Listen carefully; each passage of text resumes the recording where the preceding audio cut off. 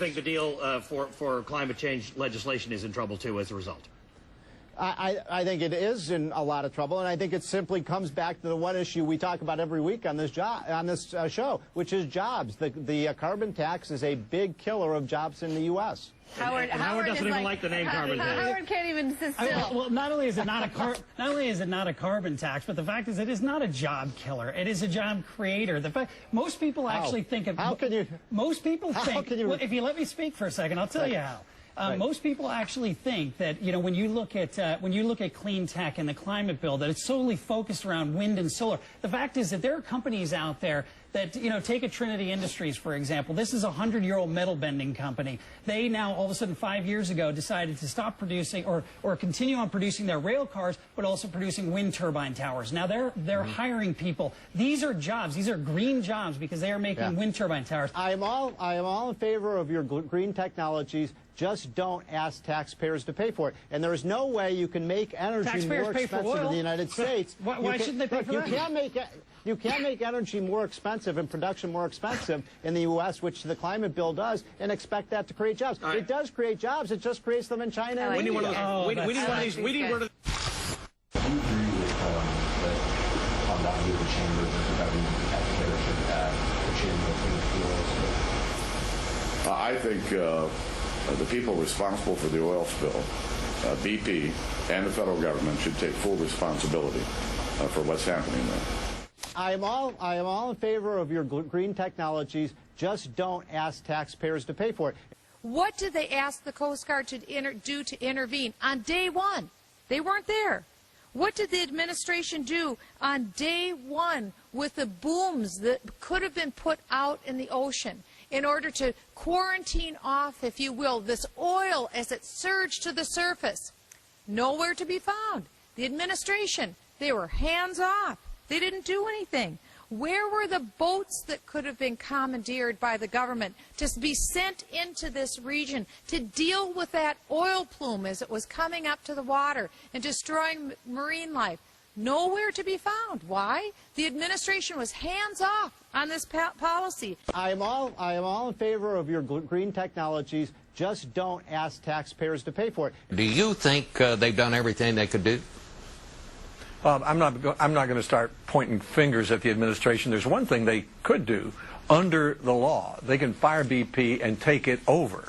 But the truth is the federal government probably doesn't have the capacity to do that. I think we ought to allow the administration, working with the governments and others, to do its best to clean it up, make our verdict about the blame later. I am all in favor of your green technologies. Just don't ask taxpayers to pay for it. And, you know, David, you said something the other night to me, which I've been thinking about a lot. You said, you know, if we fought World War II with the same kind of attitude and energy with which the government is fighting this, a lot of us would be speaking German.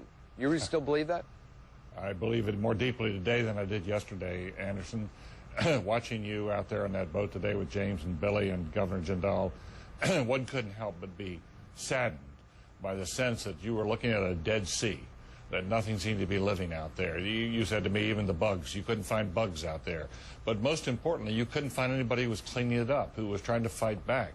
If this top kill doesn't work, and if we, in the next 2 days, the president doesn't take full control of this and bring in the top military people to coordinate it, and the top minds and the top technologists and engineers to get it solved. It has to be done. This is what government is for. The reason we come out of a state of nature, going back to sort of original documents about being in a natural state and coming together and forming a government, it's all about forming a government that can protect us from wars and natural and catastrophes like this. I am all in favor of your green technologies. Just don't ask taxpayers to pay for it. And right now, the federal government is not moving forward on BP and cleaning up that mess. The federal government is not moving forward on the economy and creating jobs.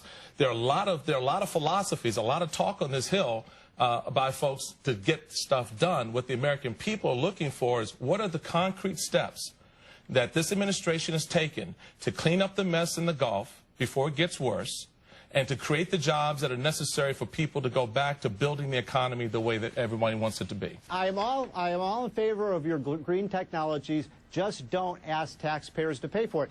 When Republicans took down Acorn, this supposedly giant democracy-crippling criminal enterprise, Acorn.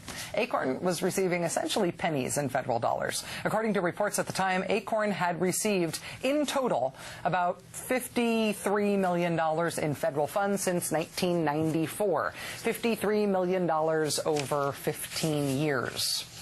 Right now, at this very moment, BP gets billions upon billions upon billions of dollars in federal contracts. If you go to usaspending.gov, you can find all of the different contracts that BP has with the federal government. $9 billion in contracts with the Defense Department, $2.6 million in contracts with the Veterans Affairs Department, $2.2 million with the Transportation Department, another $3 million in contracts with various other government agencies. So let's hear those calls from the crusaders in Congress to immediately end all of those contracts, right?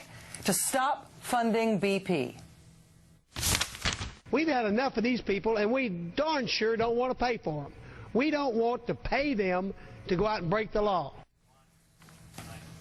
That wasn't about BP. That, of course, is about Acorn taking federal money and breaking the law. You go get them, Congressman John Carter. For the record, 11 rig workers were killed at BP's oil well in the Gulf of Mexico 2 months ago. In 2005, 15 workers were killed at a BP oil refinery explosion in Texas. BP has chalked up criminal violation after criminal violation in Alaska, earning them a $20 million fine from the Justice Department just recently in 2007. If the hoax undercover pimp and hoe video on Fox News was enough to defund Acorn immediately and forever, what does BP have to do to get the same treatment? I am all in favor of your green technologies. Just don't ask taxpayers to pay for it. I'm not a crook.